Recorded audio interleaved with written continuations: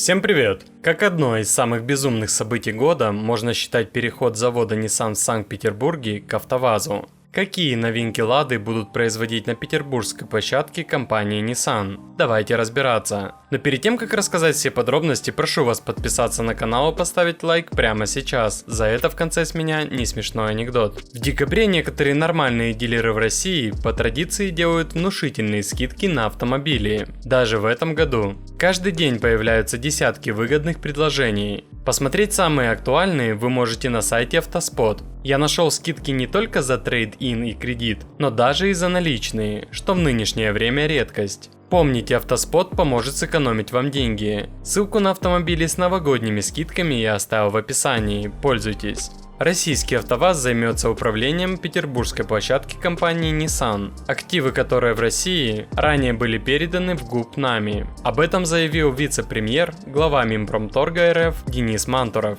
Конвейер планируется запустить уже в следующем году. Отвечая на вопрос журналистов, как будет развиваться производство в России, он обмолвился, что на площадке Nissan появится новое производство, которое будет осваиваться АвтоВАЗом. Лады производить там не будут. В этой истории два варианта. Либо на мощностях бывшего завода Nissan выпустят чужой автомобиль, постепенно превращая его в свой, как в случае с Москвичом. Либо просто дадут право какому-то стороннему производителю использовать наши мощности под контролем государства. Сможет ли АвтоВАЗ управлять этим процессом? Будет сложно, но возможно. Например, производственную деятельность будет осуществлять какая-то китайская или иранская компания. Больше никто к нам прийти сейчас не рискнет. АвтоВАЗ от имени государства будет присматривать за процессом, предоставляя возможности, мощности, осуществляя менеджмент. Это вполне ложится в общие договоренности с Nissan, что должен быть сохранен профиль производства автомобильный,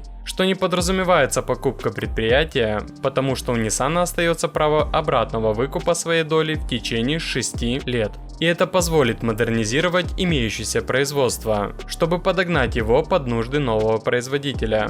По соглашению НАМИ и Nissan, обеспечением фирменного послепродажного и гарантийного обслуживания автомобилей японского бренда Nissan в России уже занимается АвтоВАЗ. Ну и обещанная мною шутка юмора. Власти решили принять закон об увеличении госпошлины за развод до 30 тысяч рублей, чтобы не разводились. Следующим шагом будет закон о платном свидетельстве о смерти, чтобы не умирали. Заботятся о нас. А на этом все, буду держать вас в курсе всех событий. Очень интересно узнать ваше мнение по этому поводу. Справится ли АвтоВАЗ? Давайте пообщаемся и подискутируем. И не забудьте за мою работу поставить свой царский лайк, подписаться на канал и нажать на колокольчик. И самое главное, помните, существует три типа людей. Те, которые умеют считать, и те, которые не умеют.